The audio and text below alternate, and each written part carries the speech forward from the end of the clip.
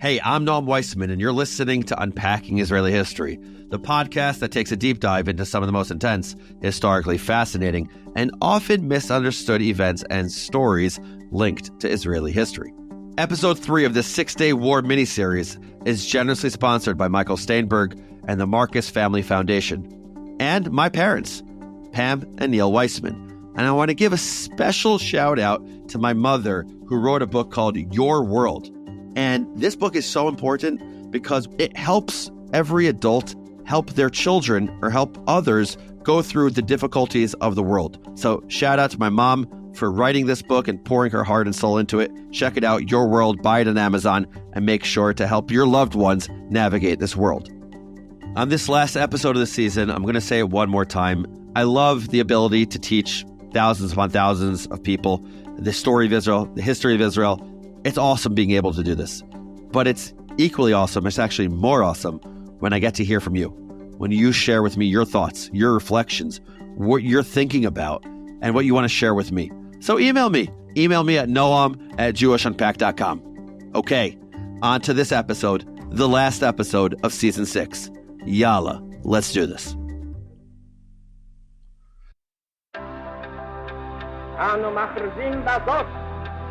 על הקמת מדינה יהודית בארץ ישראל, היא מדינת ישראל. We, the people of Israel, are prepared and anxious to meet the representatives of our neighbors without any preconditions. There are people in Israel and elsewhere say it's impossible to make peace between the Arabs and Israel or the Jewish people. I think they are wrong. Welcome back to our 3-part series on the 6-Day War. If you haven't listened to the first 2 chapters, you might want to do that now, since this final one is going to be pretty confusing otherwise. We've talked about the lead up to the war, the excruciating wait, the hamtana as they called it, for what many Israelis believed would be another Holocaust. Prime Minister Levi Eshkol's stammering speech, IDF Chief of Staff Yitzhak Rabin's mental breakdown, the chilling broadcasts from Egypt and Syria threatening the end of the Jewish state. To quote Nasser again, we intend to open a general assault against Israel. This will be total war. Our basic aim will be to destroy Israel.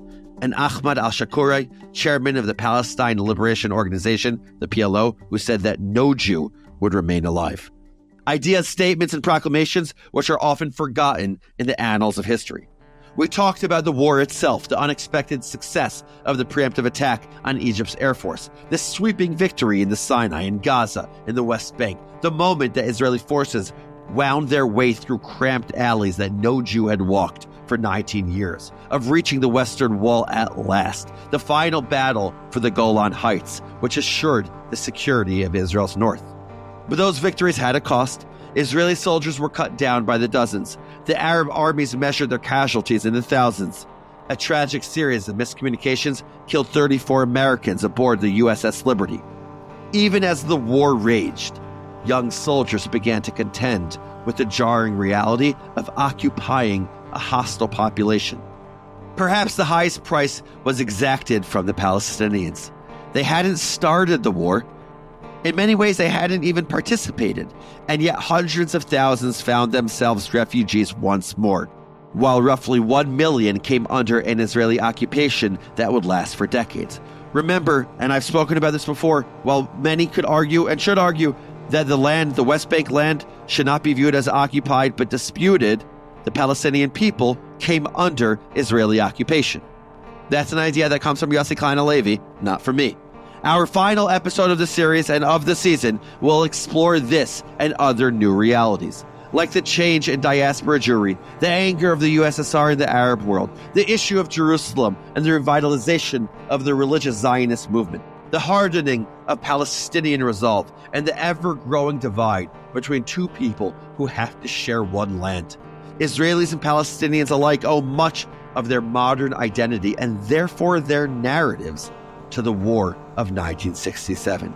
And it is my hope that in telling this story, we might inch closer to seeing each other a little more clearly. And quoting myself from episode 1 of this miniseries, I must say this is the most important episode ever. Chapter 3, iron and gold. June 11th, 1967, they'd done it. They'd won. 6 days before, ordinary Israelis had been digging graves for the coming apocalypse. Jews around the world had flooded the country with donations, supplies, even offers to host Israeli children in a kind of Kinder Transport 2.0. No one had to say the word Holocaust. It haunted every decision, every discussion, every debate. But the worst hadn't come to pass. And from all the way in 2024, nearly 60 years later, I wonder, what's the opposite of a Holocaust? Because the victory of 67 went well beyond the dizzying relief of not dying. This was biblical. This was the Exodus from Egypt, when enslaved Israelites became a free people. This was King David praising God, as tradition says, Hafachta misbedi lamachol li, pitachta saki, vate'azreni simcha. You turned my lament into dancing. You undid my sackcloth and girded me with joy. This was Queen Esther avoiding the genocide of her people, turning a day of mourning into a day of joy. This was the inverse of annihilation. This was a national rebirth. These biblical comparisons aren't accidental, and they weren't the exclusive domain of the religious. IDF Chief of Staff Yitzhak Rabin was as secular as they come. But when he was asked to pick a name for the war, his choice recalled the miracle of creation. God had created the world in under a week. Israel created a new reality in the same amount of time. So the 6-day war beat out titles like the War of Salvation or the War of the Sons of Light. Nerd corner alert. The War of the Sons of Light against the Sons of Darkness was the literal name of one of the ancient Dead Sea Scrolls discovered in the caves of Qumran only a few years before the war, proving once again that ancient Judeans went hard. No, the 6-day war fit. In the same amount of time it took God to make the world, the Jewish people had remade themselves. Only this time the voice of God was the roar of a fighter jet and the rumble of a tank. And even the most stereotypical no-nonsense Sabras who manned a tank one day and went back to work the next understood that nothing would ever be the same. We've talked before about the state of Israel's myth-making project. Early Israelis fought not just for a state, but for a new identity, or rather, for a reclaimed identity. As they saw it, 2,000 years of diaspora had turned once proud lions of Judah into sheep. But returned to their ancestral homeland, these so-called new Jews would scour the weak-kneed, trembling diaspora Jew from their history. There was just one problem. The story of the brave, strong new Jew was inconveniently complicated by the fact that the Jewish state was in an unmistakably precarious position. Yes, Israel had won the war in 1948, but 19 years later, they were still fighting, still threatened with annihilation. They'd been living in a country that was 9 miles wide at its narrowest point. Remember what Abba Eban said. He referred to this as the Auschwitz borders. The Jordanian army could have literally cut it in half if they'd just gotten their act together. By June 11th, 1967, that existential fear was gone. No one could accuse the Jewish people of weakness anymore. The Sabra was staring at his foreign-born counterpart with an expression that said, "I told you so." The battle for Israel's identity was over. The new Jew had won. But his victory didn't just transform Israel, it carried over to his brothers and sisters in the diaspora. Jews in Western democracies were already living in the kind of freedom, comfort, and safety that their great-grandparents could not have imagined. And yet, before June of 1967, they did their best to blend in.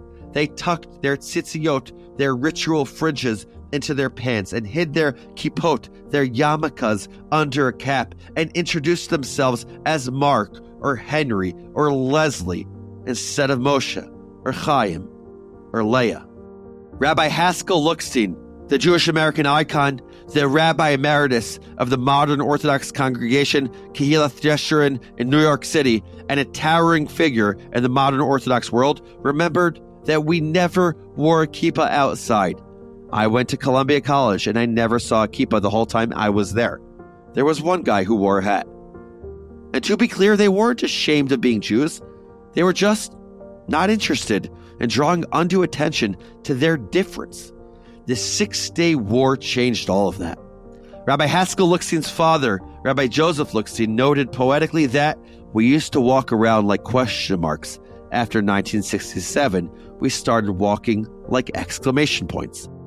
Jews no longer sought to hide their difference. They wore it with pride for everyone to see. No more shoving their yarmulkes into their pockets, only taking them out for shul. And though I don't know exactly when American Jews started giving their kids exclusively Jewish names, like, I don't know, Noam or Rivki, to use two totally hypothetical examples, I'd put money on the hypothesis that this trend started after 1967. Nerd Corner alert! The war coincided perfectly with the rise of the ethnic identity movement, during which Black and Chicano Americans publicly reclaimed and celebrated their own minority identities. Ethnic pride was in, and American Jews, or Jewish Americans, were standing tall. Jewish history had never seemed so relevant. The prophet Joshua, King David, the Maccabees, these once mythical figures now had real-life analogs in Moshe Dayan, in Yitzhak Rabin, in the Israeli Air Force, in every unnamed paratrooper and tank commander and sniper. Israel had just given Jews all over the world something to be proud of. Here was unquestionable proof that the Jewish people could do more than survive as they had in 1948. Here was proof that they were strong enough to thrive. American Jews were ready. Between 67 and 73, more than 31,000 of them moved to Israel. Far more than had come to Israel between 1948 and 1967. But not all Jews were lucky enough to wear their pride publicly or to move freely.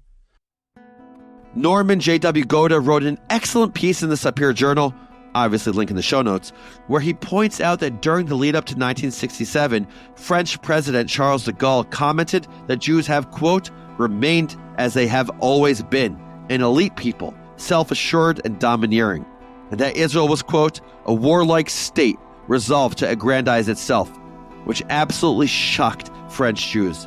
And while the Soviets restocked their Syrian and Egyptian air fleets, de Gaulle issued an embargo on weapon sales to Israel, which particularly hurt, as France had been Israel's chief supplier of military aircraft. On June 10, 1967, the Soviet Union broke off all diplomatic relations with the State of Israel, outraged that the Jewish state had triumphed over two Soviet allies, destroying billions of dollars worth of Soviet weaponry in the process. The Kremlin took their anger out on their Jewish citizens, because of course Soviet Jews were personally responsible for the actions of a country thousands of miles away. The Soviets had been running a highly successful anti-Semitic and anti-Zionist disinformation campaign since the 1950s. After 67, they stepped up their game. And for more on how Jews in the USSR were mistreated post-67, see our episode about Soviet Jewry. Link in the show notes, as always. Suffice it to say, it was rough. Very rough. But you can't put the genie back in the bottle. And despite the USSR's best efforts, Jewish pride flourished. The 6-Day War turned Soviet Jews into the world's staunchest Zionists, ready to risk everything for the sake of religious and political freedom. As Natan Sharansky, whose story we cover in that same episode, later wrote, quote, when I grew up in the Soviet Union, I knew that I was Jewish because it was written in the ID of my parents. But there was nothing positive in this word. The only Jewish thing in my youth was anti-Semitism. But he said in another quote, and this is so powerful. Ready for this? Quote, the Zionist idea gave me and millions of others a meaningful identity. In June 1967, when I was 19, the call from Jerusalem, the Temple Mount is in our hands, penetrated the Iron Curtain. Democratic Israel's victory in the 6-Day War inspired many of us all over the world to become active participants in Jewish history.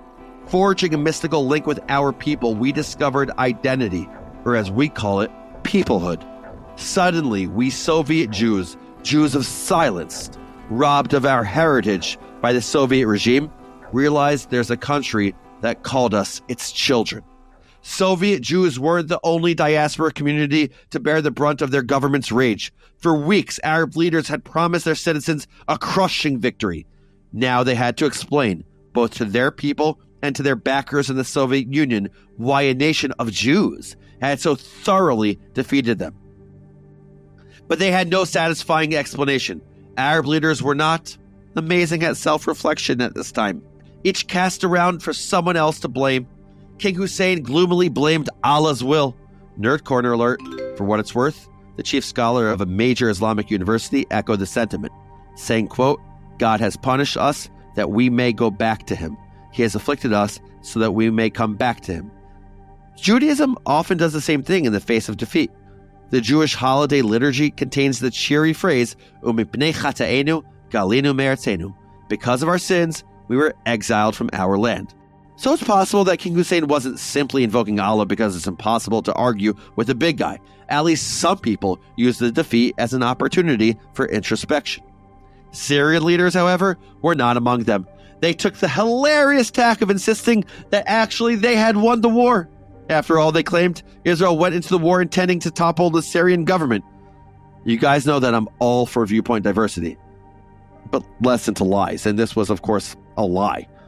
But Assad refused to let anyone challenge this fantasy, even reportedly ordering the execution of a junior officer who was asking too many questions. The biggest cope, as the kids say, came from Nasser. By day 2 of the war, Nasser was forced to admit that Egypt was losing badly. His tanks were smoldering. Over 1,000 Egyptian soldiers were dead or taken prisoner. He needed to come up with a reason why. He chose to go with a conspiracy theory that U.S. President Lyndon B. Johnson would later name the Big Lie. It went something like this. Israel was incapable of defeating the Arab states by itself. Clearly, it was being helped by U.S. and British forces. Imperialist powers were colluding behind the world's back to prop up the Zionist regime. To be fair, Israel had colluded with France and Britain back in 1956 during the Suez Crisis, but there was absolutely zero evidence that this was happening again. Not that it mattered. By day 3 of the war, the larger Arab world was in on the lie. To be fair, it wasn't particularly difficult to convince them. Aeschylus had it right a couple thousand years ago when he declared, in war, truth is the first casualty. Remember, we're in the age of peak Arab nationalism, which was heavily encouraged by the Soviet Union's financial, political, and military support, not to mention its prolific anti-Zionist propaganda machine. Whatever they believed, the Arab states were losing, so they took out their anger on their Jews. Hundreds of Jews were imprisoned in Egypt. Pogroms roiled Yemen, Libya, Lebanon, Tunisia, and Morocco. Meanwhile, Iraq and Syria placed their Jewish populations under house arrest, imprisoning and fining community leaders. Iraq, seriously, what is your deal? By the end of the war, dozens of Jews had been murdered and thousands expelled from their homes, having been stripped of all their assets. The King of Morocco and the President of Tunisia were the only Arab leaders to speak out against the violence. In most cases, the mobs had the explicit approval of the authorities. The consequences lasted well beyond the 6 days of war. Hundreds of Egyptian Jews languished in prison for months as the Israeli government worked desperately to free them. Jews kidnapped from their homes, suffering in exile while Israel tries to save them? Sounds familiar.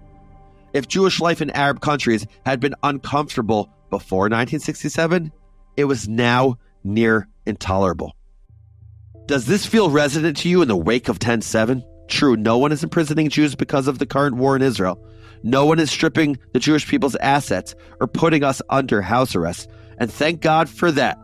But just as they were in 1967, synagogues have been targeted. Knowing that there are children in these schools and people are shooting at these schools, how does that make you feel?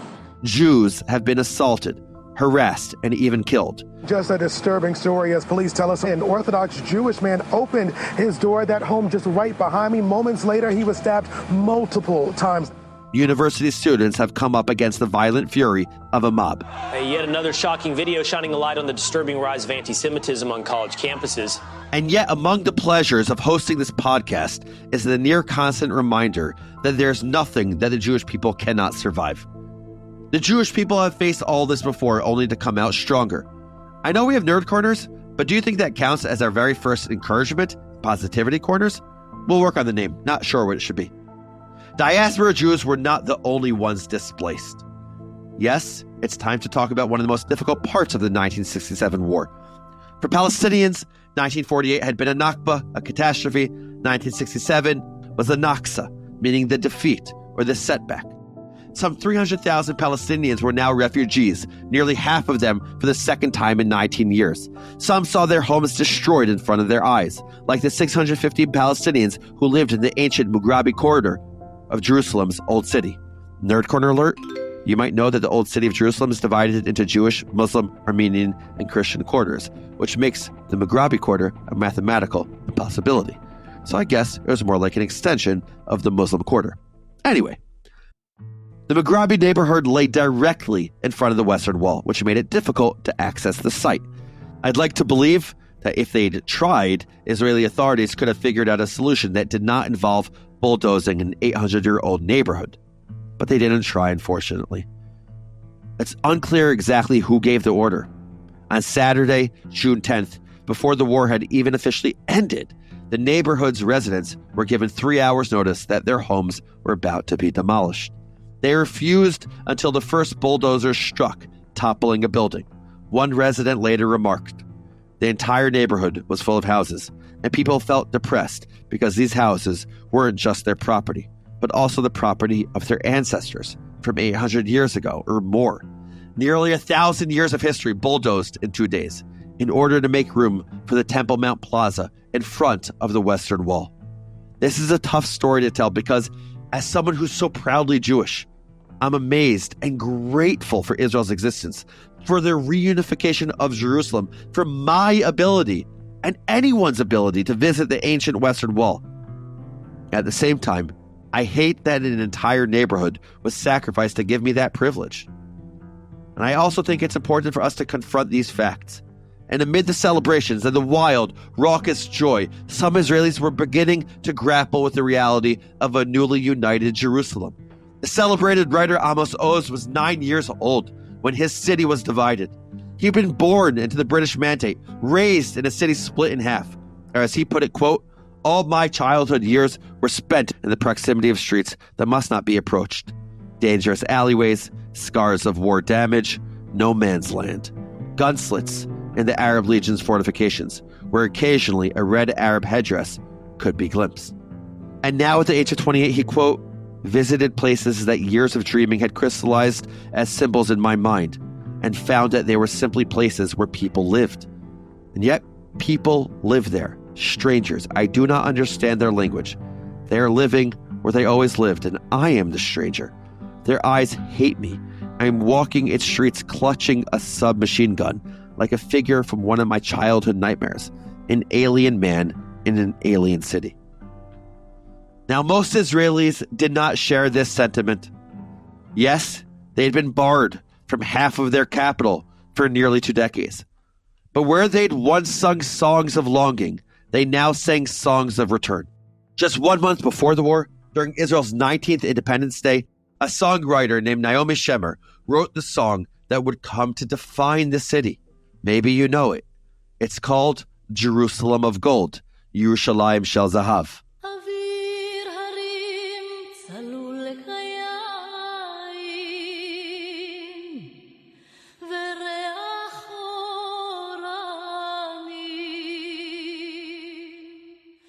On Israel's 19th Independence Day, the song was mournful, ending with a wistful refrain, borrowed from the Bible. "If I forget you, Jerusalem, may my right hand forget its cunning. Im eshkachech Yerushalayim, tishkach yemini." The second verse read, "How the cisterns have dried, the marketplace is empty. No one goes to the Temple Mount in the old city. And in the caves and the mountains, winds are howling. And no one descends to the Dead Sea by way of Jericho. If I forget you, Jerusalem." But after the victory of the war, Shemer added a third, triumphant verse that often replaces the previous one during performances of the song.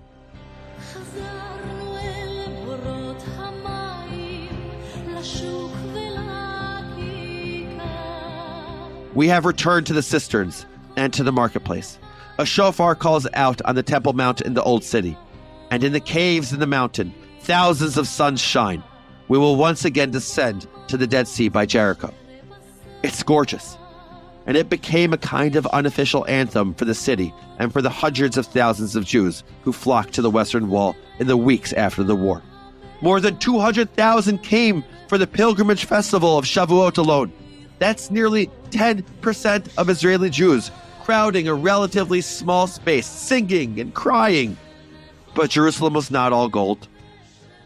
Singer-songwriter Meir Ariel was 25 years old, serving as a reservist in the 55th Paratrooper Brigade that battled the Jordanians for control of Jerusalem. He was not only living history, but making it. And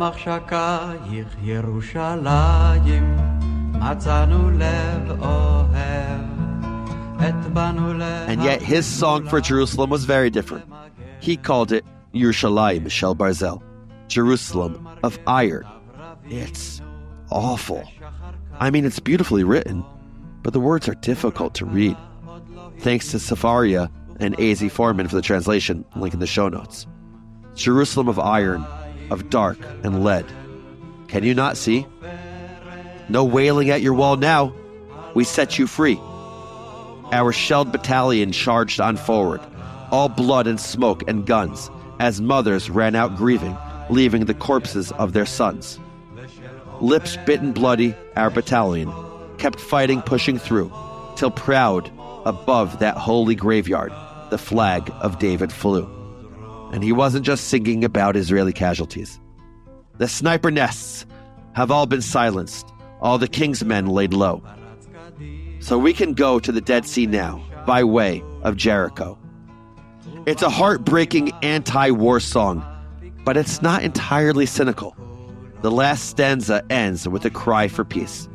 Oh, my Jerusalem of gold, of lead and iron and of dreams, within your walls forever let there be peace.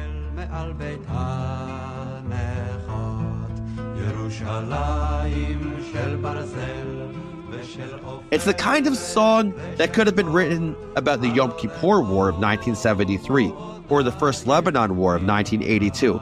Link in the show notes for more on those. But the miraculous Six-Day War? The war that demonstrated to so many people that God was with the Jewish people? When I first learned about this song, it blew my mind. It's not sung publicly. It's not celebratory. It contradicts the narratives of triumph, of righteousness. It asks us, was this sacrifice worth it? All these bodies in exchange for the ruins of the temple? It's the kind of question that only a soldier could ask amidst all the triumph and celebration. It's painful and difficult and necessary for us students of history to consider who sacrificed and what they gave up to build the Israel we know today. This tender, complicated space is where reconciliation starts, both within Israeli society and with the Palestinians. But reconciliation can't be one-sided, and let's just say it was not top of mind for most of the Arab world. A few months after the war, the Arab League gathered in Sudan to discuss their response to Israel's victory. Rather than focus on realistic options, they doubled down on their rejection of the Jewish state, producing a resolution known colloquially as the 3 no's. Number 1, no peace with Israel. Number 2, no recognition of Israel. And number 3, no negotiation with Israel. As Abba Eban said later, it was the, quote, first war in history that on the morrow the victor sued for peace and the vanquished called for unconditional surrender. That guy, a real way with words. Meanwhile, 1.2 million Palestinians in Gaza and the West Bank looked around like, what about us? For the past 19 years, the Arab world had been championing their cause, in word if not in deed.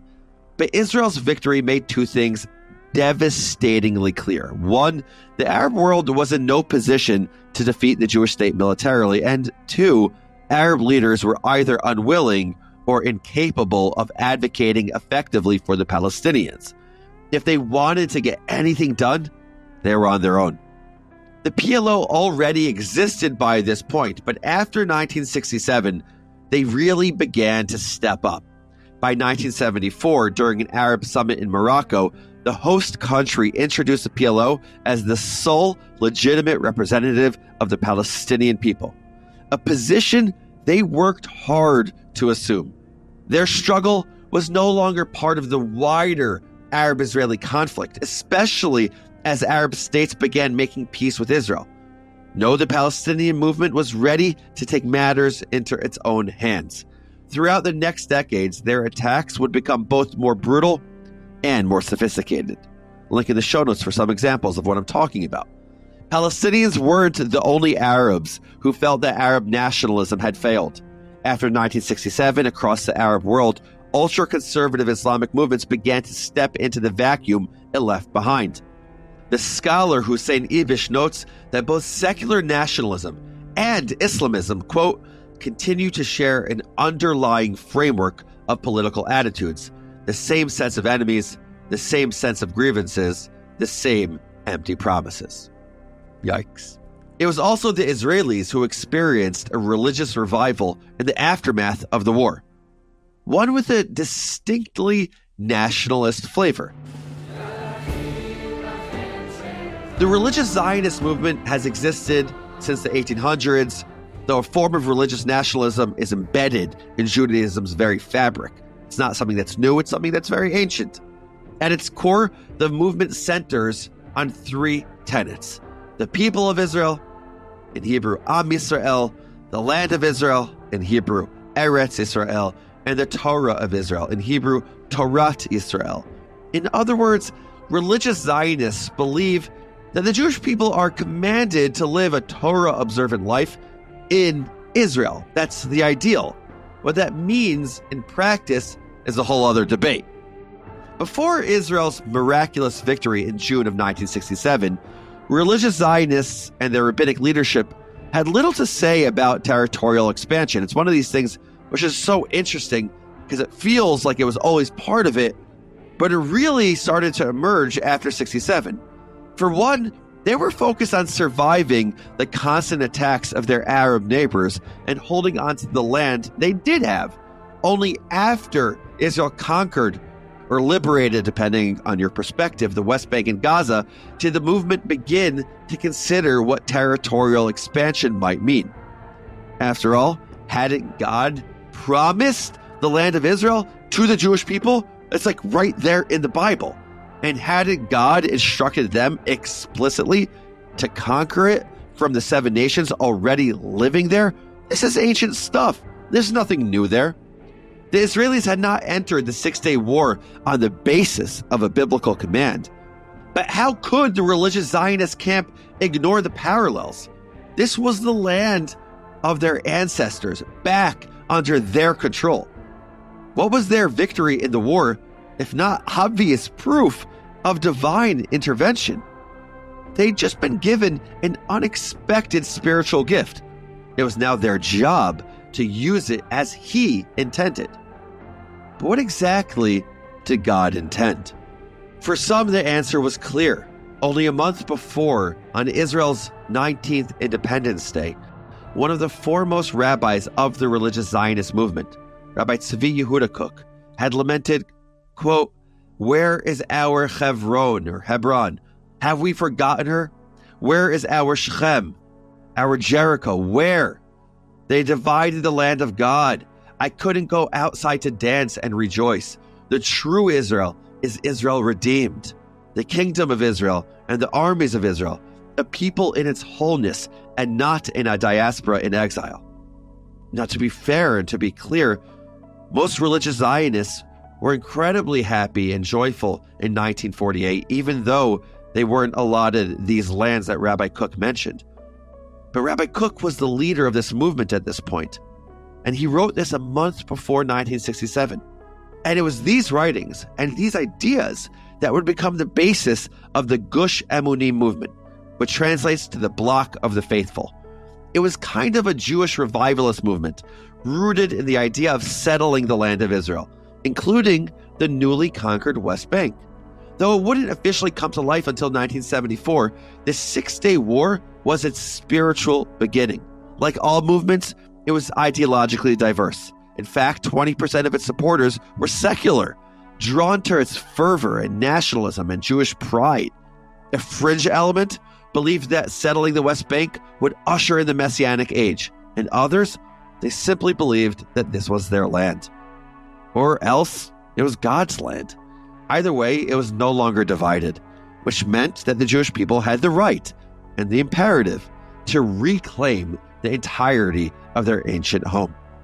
And that meant building Jewish communities in the places where Joshua had conquered, where Bar Kokhba had made his doomed last stand against the Roman Empire, where the bones of the Jewish ancestors lie.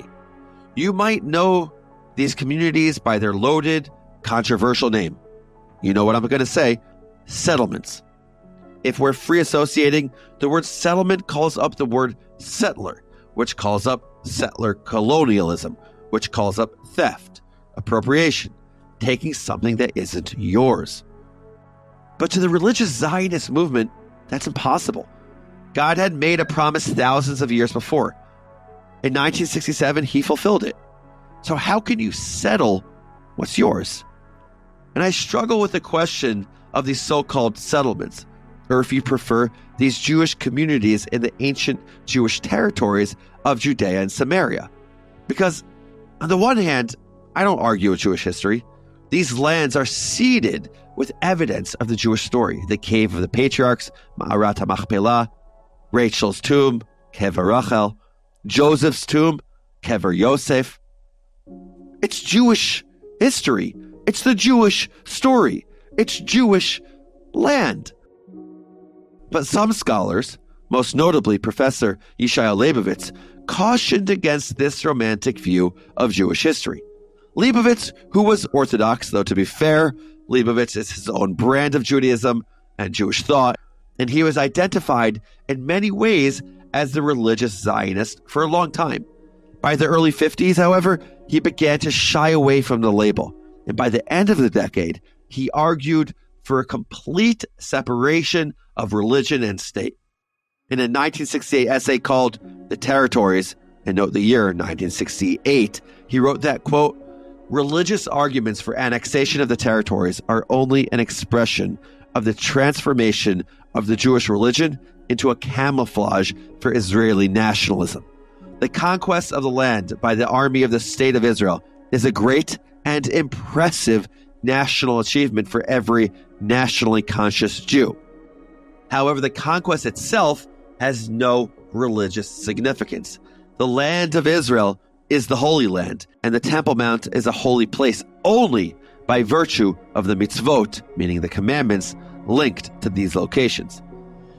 His obituary in the New York Times reads in part, quote, "Soon after Israel captured the West Bank and Gaza Strip in the 1967 Arab-Israeli War, Mr. Leibovitz began warning that the occupation of the territories would turn Israel into an agent of repression, whose citizens would be employed in growing numbers to police the Palestinians. Israel had to liberate itself from this curse of dominating another people," he said, arguing that prolonged Israeli rule over the Palestinians would bring about a catastrophe for the Jewish people as a whole. There are two simultaneous truths. Truth number one is that the conquest of this land was remarkable. It was unprecedented, and it was redemptive in the wildest ways possible. And there were many Palestinians living there. I'm not talking about the legal aspect here. I'm just describing a reality. And these Palestinians living there didn't want this. Let's ask, how could Israelis safely and morally build new communities among 1.2 million Palestinians who viewed them, right or wrong, as occupiers and thieves? Soon after the war, Golda Meir reportedly asked Levi Eshkol what Israel should quote-unquote do with the 1.2 million Palestinians in the West Bank and Gaza. His response, though clearly lighthearted, carried a barbed truth. You want the dowry, but you don't want the bride. The proverbial bride, for her part, didn't particularly want to be married off either.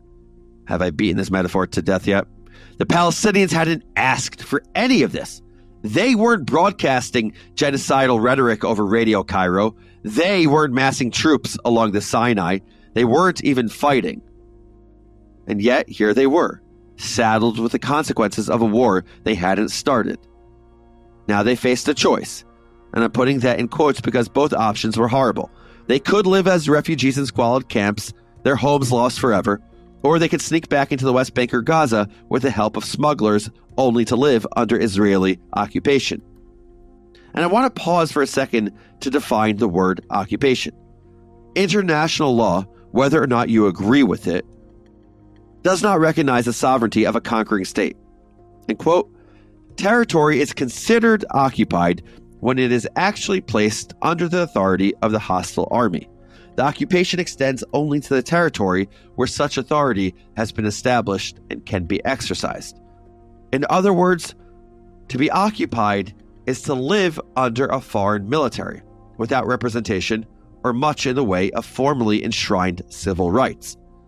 Many of the 1.2 million Palestinians now living under Israeli rule had no citizenship anywhere. Let's remember this. People forget these 19 years, and I think it's really important to remember them. Egypt controlled Gaza from 48 to 67, but it never offered citizenship to the Palestinians there. Jordan had offered citizenship to the Palestinians of the West Bank, but many still lived in the same refugee camps where they landed after 1948. Now that they were living under Israeli control, they were subject to a martial law system cobbled together from Jordanian and British mandate laws, which left them in a kind of permanent limbo. They had no power of assembly and no right to organize, particularly for causes that Israeli authorities deemed hostile. PLO meetings, for example, fell under this description. Because let's remember at this point, the PLO charter did not want the Jewish state to exist. And they were going to do everything in their power to make sure that the Jewish state remembered that with terrorist acts. And yet, Israeli authorities were instructed to do all they could to make the occupation invisible. They retained the structures that Jordan had put in place during the past 19 years. Palestinian mayors, village leaders, and civil servants remained in their positions, running daily life much as they had before. In fact, Jordan even continued to pay the salaries of any Palestinian involved in state-run institutions, even though the West Bank was not technically a part of any state. Invisible power structures separated Palestinians and Israelis, but in 1967, they had not yet etched themselves onto the landscape. From 67 until the Second Intifada in the early aughts, Palestinian workers crossed into Israel freely in the tens of thousands. Israelis, for their part, frequently visited Palestinian towns. It's hard to imagine now, but some Israeli teenagers learned to drive in Gazan driving schools. Like, seriously, try to imagine that now. Israeli families came to the West Bank to do their shopping, where the prices were lower. Palestinian taxis ferried Jews to their homes in pre-67 Israel. And despite differences in political status, Jews and Arabs sometimes struck up friendships, celebrating each other's weddings and holidays. In his amazing memoir, which I quote quite often, Once Upon a Country, the Palestinian intellectual Sari Nusayba reflects on his childhood in Jordanian-controlled Jerusalem. Between 1948 and 1967, his home was a war zone, with all of the ugliness and divisions that go along with that status. Here is where you're allowed to go. Here is where you'll be shot. Here is our territory. That, across the barbed wire, is theirs. But paradoxically, when the West Bank and East Jerusalem, or the eastern part of Jerusalem, first made their way into Israeli hands, much of this ugliness disappeared from the landscape. Nusayba writes that, quote, "It was miraculous to see how the barbed wire and shoot-to-kill zones, things I had lived with since childhood, were gone. It was only then that it dawned on me how the war had ended the division of my country. Defeat had given me back my homeland." This rosy optimism didn't last, of course. An invisible occupation is still an occupation, and martial law is harsh and unyielding. But I think that the two sides could maintain this relative quiet because both believed the situation was temporary. The general feeling among the IDF leadership based on their experience in the Suez in 1956 was that Israel wouldn't hang on to the West Bank and Gaza for more than a few months. David Ben-Gurion, for example, called to return the land to Jordan and Egypt immediately without asking for anything in return. For once, he and the UN were in perfect agreement. But at the end of 67, the Security Council had unanimously adopted Resolution 242, which called for Israel to withdraw from territories gained in 67 and for all states in the region to finally make nice with one another. I don't want to shock you, but it didn't happen. In any event, Israelis were absolutely not interested in giving up Jerusalem. Even the most dovish voices believed that the eastern part of Jerusalem, or East Jerusalem, with its 44,000 Palestinians at the time, should be part of the Jewish state. In fact, when a sociological research institute surveyed Jewish Israelis on questions like, should Israel hold onto the old city in the week after the war, 94% of Israeli Jews answered yes. But when Israeli authorities offered the Palestinians of East Jerusalem a chance to apply for citizenship, they broadly declined, less than thrilled by the state's dismantling of the Arab municipality and deportation of the mayor to Jordan. Ever since, Palestinians in East Jerusalem have occupied an uneasy limbo, somewhere between full-fledged citizens and unwelcome guests in their own homes. You can hear more about their complicated status in our Sheikh Jarrah episode, again, link in the show notes. And there's a lot more to it than what I just said. But the status of Palestinians wasn't the only issue. There was also the whole Temple Mount Gate, the most contested 35 acres in the entire world. The Israeli paratroopers who entered the Old City on June 7, 1967, had hoisted an Israeli flag over the Temple Mount, a triumphant cry to the world that the Jews had come to take back their ancient birthright. But Moshe Dayan, who was watching the scene through binoculars, immediately radioed the paratroopers commander to take the flag down, lest he set the whole Middle East on fire. The commander reluctantly complied. You see, the Temple Mount is the holiest site in Judaism. It's number one, like by far. It's also the third holiest site in Islam. And since 1929, it's been used as a flashpoint and a rallying cry for the Palestinian cause. Link in the show notes for more on that. Dayan was well aware that Israel needed to tread lightly if it didn't want to find itself fighting some kind of holy war beyond the war it was already fighting. So he did something he really wasn't supposed to. He made another unilateral decision without asking for permission or waiting for instruction. He took it upon himself to formally return the entire complex to its Muslim administrators, aka the Waqf, signing away the right of Jewish people to pray at their holiest site. And plenty were outraged, whether or not they were religious. How dare Dayan make this decision? But Dayan recognized something to consider, and he felt he had to make the call quickly. The Temple Mount is a religious symbol, yes, but it's also a nationalist one that distills every aspect of the conflict into one 35-acre complex. There's a great book on this whole topic I want to recommend. It's called Frayed by Yair Ettinger. It's all about the disputes unraveling religious Zionists. And the chapter about the Temple Mount is such an important one to read. So as painful as it might be, I understand why Dayan conceded the most powerful symbol in Judaism. Because his message would underpin Israeli policy for decades. Peace is more important than symbols, than holy sites, and yes, than land. It's perhaps an obvious position for a secular person to take. But even though the religious bloc disagreed with his position on the Temple Mount, they were surprisingly united on the question of ceding land for peace. The most respected voices in the religious Zionist camp agreed that if the Arabs were willing to make peace, like real peace, it was not only okay to give up land, it was a religious imperative. Rabbi Joseph Ber Soloveitchik, who did not live in Israel, but was the leader of modern Orthodox Judaism in the United States of America and really outside of Israel, he argued, quote, "It is prohibited for rabbis or anyone else to declare in the name of Torah that not even a single parcel of land should be returned if a stable peace could save the lives of thousands and tens of thousands of our brethren who dwell in Zion." Of course, there were many who disagreed. Many. But a surprising number of rabbis agreed with him. Was it a mitzvah, a commandment to settle the land? Yes, it was. No mitzvah could supersede the existential safety of the Jewish people. There were few prices too high to pay for peace. And others like Rabbi Ovadia Yosef, another great religious leader in the 20th century and the leader of the Sephardic Jewry, he also agreed with this idea from Rabbi Soloveitchik.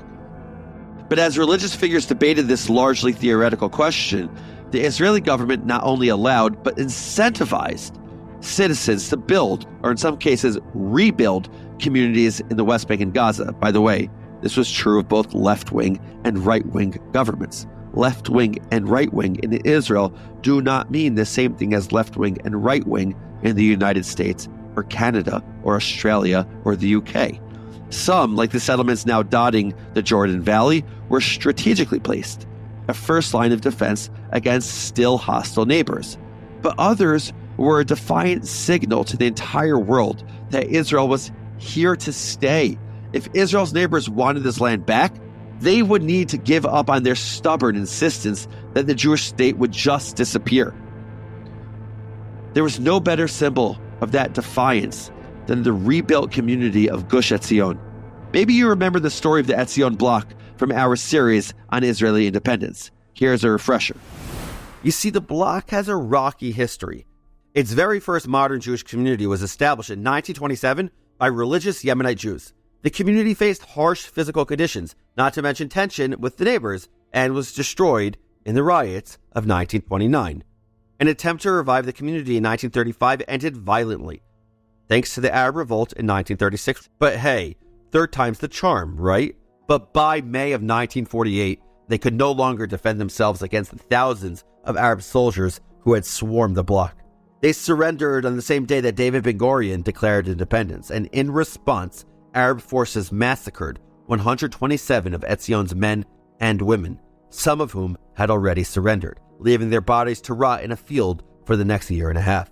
The remaining survivors were taken prisoner by Jordan, where they would remain until their release in March of 1949, as the war wound down and each side began to consider armistice agreements. But their communities were razed to the ground. For the next 19 years, Gush Etzion was in Jordanian hands. And now in 67, it's been 19 years. The Jordanians no longer held the Gush. And the children who had once lived there, well, they were all grown up now. And they were going to take back their home. And yet, for all their defiance and triumphalism, and despite their sense of history slotting neatly into place, Israelis were and are just people. As Sairi Nusaybi reflects in his memoir, quote, "I was shocked most by their simple clothes and boorish gesticulations like peddlers in the old city bazaar. How could such a badly dressed, ill-mannered people who couldn't even stand in line for a cab defeat all the Arab armies in the same number of days it took God to create the cosmos? First of all, sorry, shade. That description never fails to make me laugh. But his next sentence breaks my heart. Their working class appearance actually boosted my spirit. Just as I had suspected since listening to the Beatles over enemy radio waves, they were normal people just like us. Normal people just like us. How different could the world have been if we all saw each other that way? What if? What if? What if?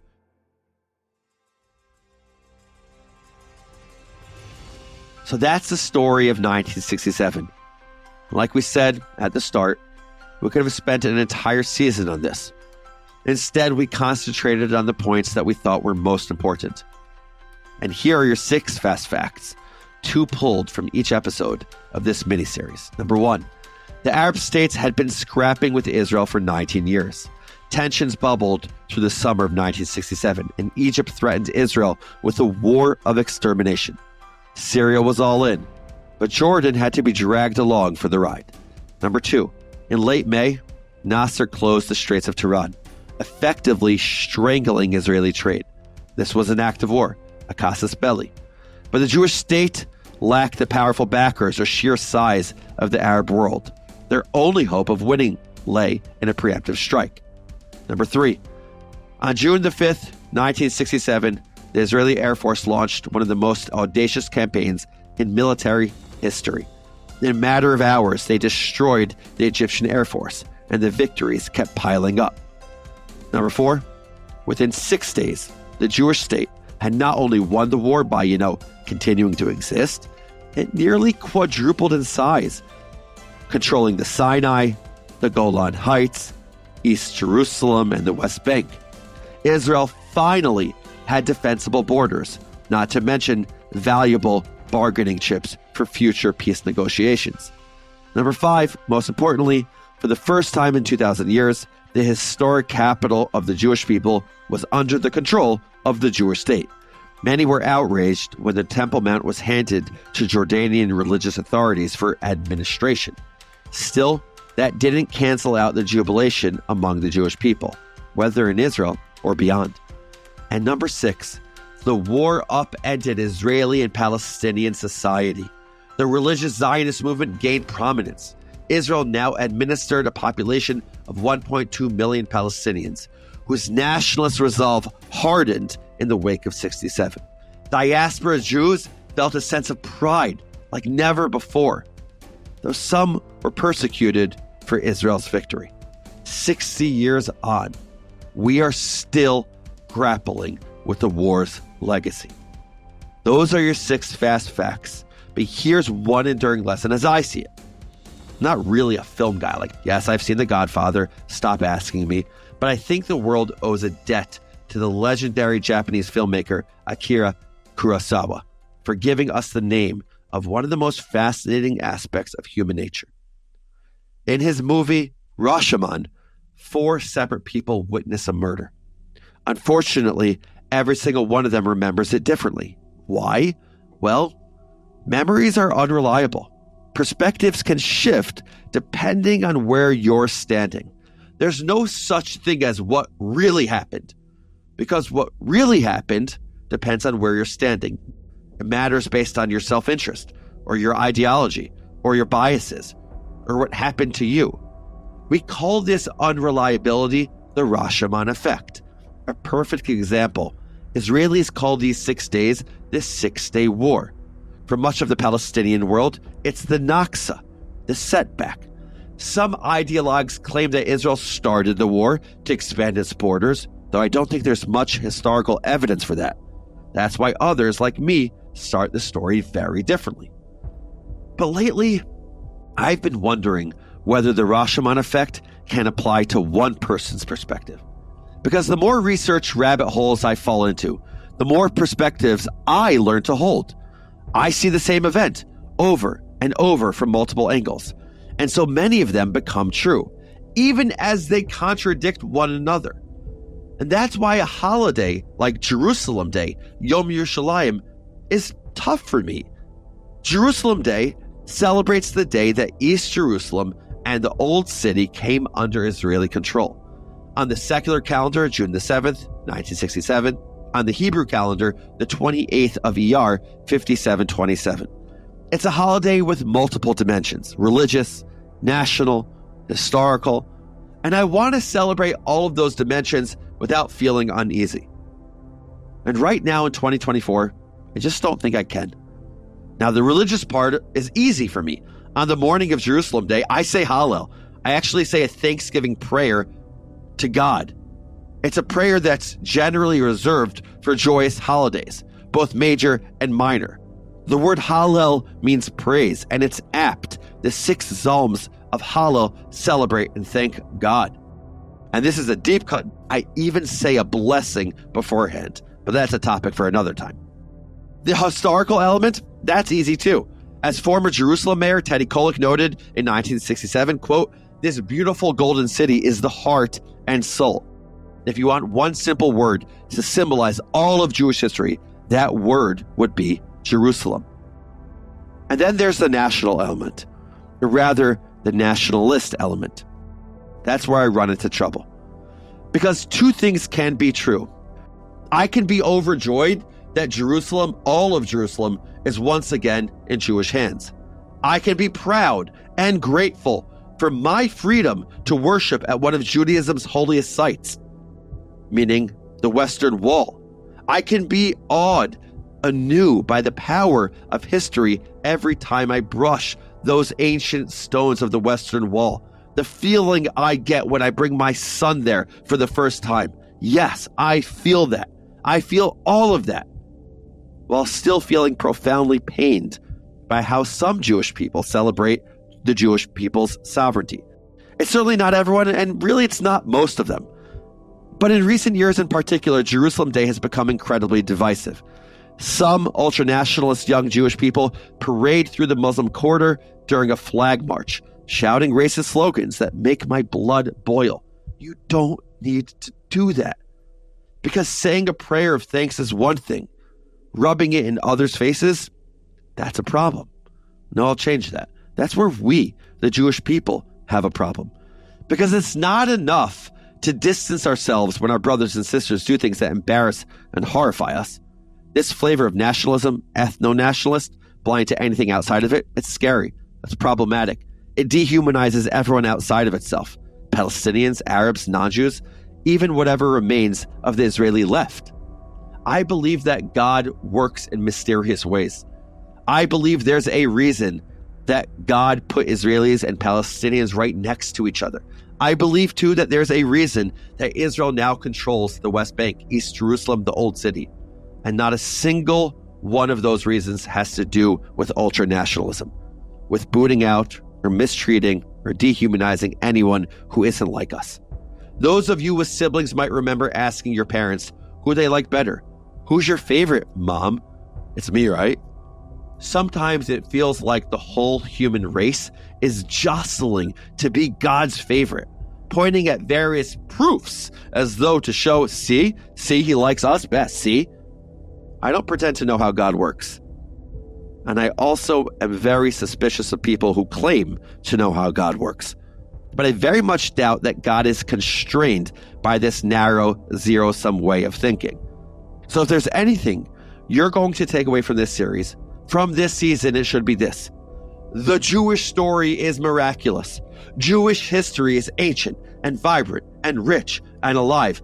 I am grateful and lucky and proud to be part of this resilient, beautiful, diverse, incredible nation. And I bet if you ask the Muslim Palestinian or a Christian Palestinian or a Druze or whatever, they would say the exact same thing about their history, about their story, about their culture.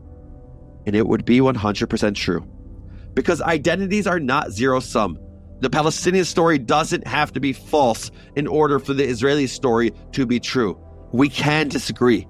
We can take our own positions, adopt our own perspectives. We can say, I think you're wrong, or I don't see it that way.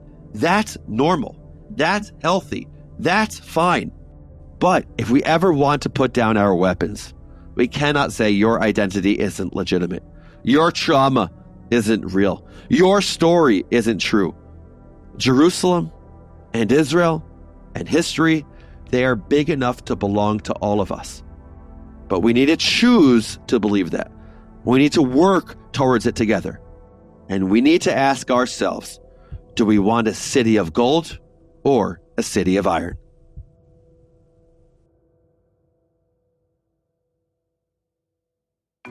Thank you all for listening. One last reminder, help us grow this podcast community by rating and reviewing us on Apple Podcasts. Give it a 5-star rating. Grow the show, grow the reach. Make sure that we all know the story of Israel. Make sure that we all learn how to exhibit empathy for as many people as possible. And you know I have to say this one more time. Write to me. Shoot me a note at noam@jewishunpacked.com. Your email might even get in the show. Unpacking Israeli History is a production of Unpacked, a division of Open Door Media. Check out JewishUnpacked.com for everything Unpacked related, and subscribe to our other podcasts. This episode and this whole season was produced by the legendary producer, Rifki Stern. Our team for this miniseries includes the best writer I've ever worked with, Adi Elbaz, Jordan Reimer, and Rob Pera. I'm your host, Noam Weissman. Thanks for listening. See you next season.